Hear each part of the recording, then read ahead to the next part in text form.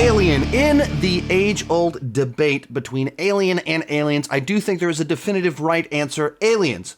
But on the other hand, they are both also A+, 10 out of 10 films, perfect examples of what they were going for. And one of the things that I think makes Alien so fascinating is that it's a perfect example of just how collaborative film actually is. While there's a number of people that put very important stamps on this film, there's not really one person that you can credit the success of Alien to.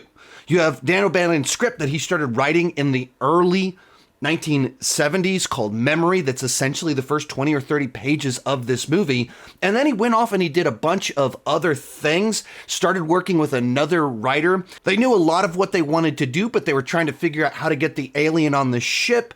And then one night, one of them has a dream and the idea comes to him of a person gets impregnated by the alien. That's how the alien would get on the ship, which both in and of itself became this incredibly important piece to the alien life cycle and the mythology, but also adds in all of these sexual undertones and this whole word that rhymes with grape that's a big part of this franchise that adds so much to the horror of the xenomorphs. When their script was finished, they took it to Roger Corman, who was interested and would have made the film as this low-budget sci-fi movie. And we were going to make a deal, but we didn't get to signing the papers, or Alien would have been made as a low-budget Corman movie. If they couldn't find someone else that was interested in it, then Star Wars was a big hit, and every studio was looking for the next Star Wars, and Alien is just sitting there on their desk. They wanted to follow through on Star Wars, and they wanted to follow through fast, and the only spaceship script they had sitting on their desk was Alien.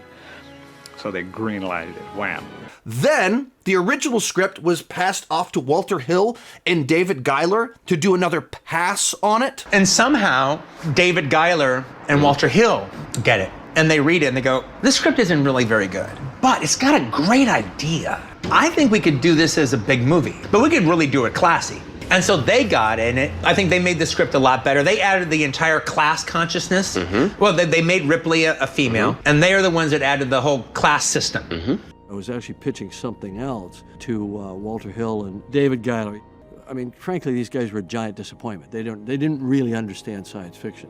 They had lucked into a science fiction hit, and then they were pretending they knew about science fiction, but they didn't really, especially David Giler. So the bones and the structure came from the original writers, and then it got a big budget boost because of Star Wars, and then Hill and Giler added in a bunch of the subtext that it's so famous for, and then Ridley Scott ends up accepting the directorial job, obviously bringing in this world-class, all-time great director that just amplified so much of what they were working on. He did storyboards for everything that the executives liked and gave them more money to make the film. And then Dan O'Bannon, while working on the Alien script, worked on Jodorowsky's Dune. I was using Dune as my model of how to design a science fiction movie. The idea of getting great artists together in a room and having them all work. Where he was introduced to H.R. Giger, that ended up coming on to design the Xenomorph, which has become the most famous alien design in all of cinematic history. He had a kind of a wish list of people he wanted to work on this film. One was Hans-Ruedi Giger, myself. And so there's all these little pieces that are so important to this franchise that came from all of these different people, and when merged together, you get this perfect sci-fi film that's very simple, but it's also very deep and layered on all these other levels. It's a film that, because of the production design, H.R. Giger, Ridley Scott, 45 years later, it looks fantastic to this day. And people are still trying to copy this aesthetic. And that's how movies work when done right, that you just kind of stumble into this perfect collaboration that makes something better than what any individual would have made. Now, as for the movie itself, the plot in many ways is incredibly simple. But this very straightforward, simple plot is elevated by fantastic world building in all of these little details. The characters themselves aren't given these elaborate soap opera backstories, but they feel like very real people. And they feel like they live in a real world, both in terms of the production set design, as well as in how they relate to each other, the establishment of kind of the corporation, everything like that. It feels believable, and because of that, you're able to add all of this subtext underneath it. So back to the production design here, so much of what made this movie stand out at the time is that it was one of the very first times that you saw a sci-fi world that felt gritty and real and not too slick. Now, Star Wars did that, of course, a little bit, but that's kind of space opera, space fantasy.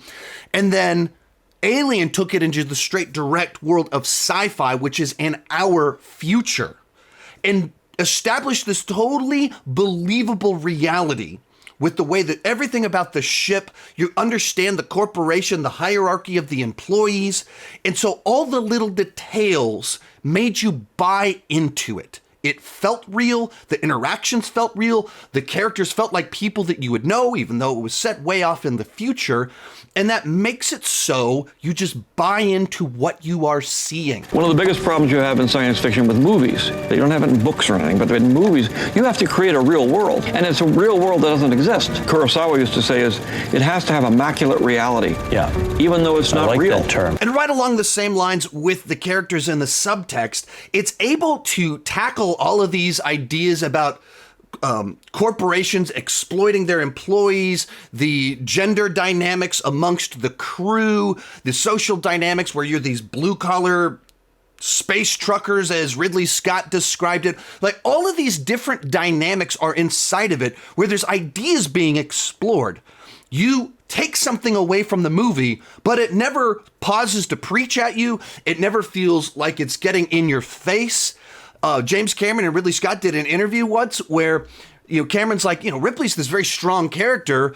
And Scott's like, well, I didn't have an agenda. I wasn't making a point. I just think that women like that exist. So I just had a character in the movie that felt like someone that I knew. It wasn't trying to make a statement or anything. It's just the way things are.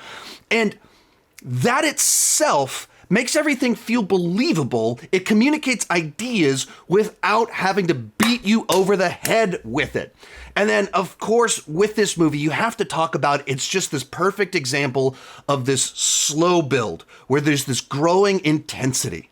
It's a very slow movie. I heard people call Romulus slow. I was like, right, it's an alien movie. That's what you do. And you spend time getting to know the crew, the dynamics, the setting, and then you slowly have these mysterious things that they're exploring, and the tension, it just keeps winding and winding and winding. And it's very slow in the pacing, the editing, until it's not. It deliberately speeds up. It can be light on music until it gets loud. The sound design can be immaculate, but also sparse until it's intense as you build towards these moments of shocking violence, where it doesn't even have to show that much, but because suddenly it's loud, suddenly it's editing faster, suddenly there's this beating heart in the background, you feel the intensity.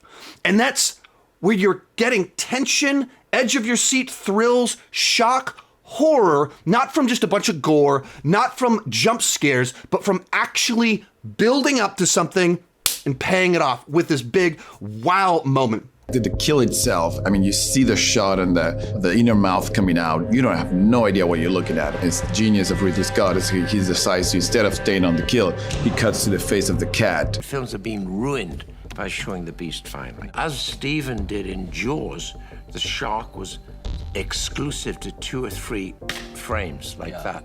And so much of that kind of created, however what it's described as, like a visual vocabulary of how you watch the movie, how you experience this story, and how tension is properly built and paid off. So, just a perfect example of atmospheric horror, perfect example of slow build horror, all of these different genres. There's a reason we're still making movies, still talking about it. There's a reason that the opinions about Alien Romulus are so polarizing, because this movie made us love this franchise, this lore, and so much more about it. And for that reason, while it might not be number 1 on this list, it will be number 1 on almost any other list, because this is one of the greatest movies ever made. I feel pretty strongly that you created the best alien movie in history.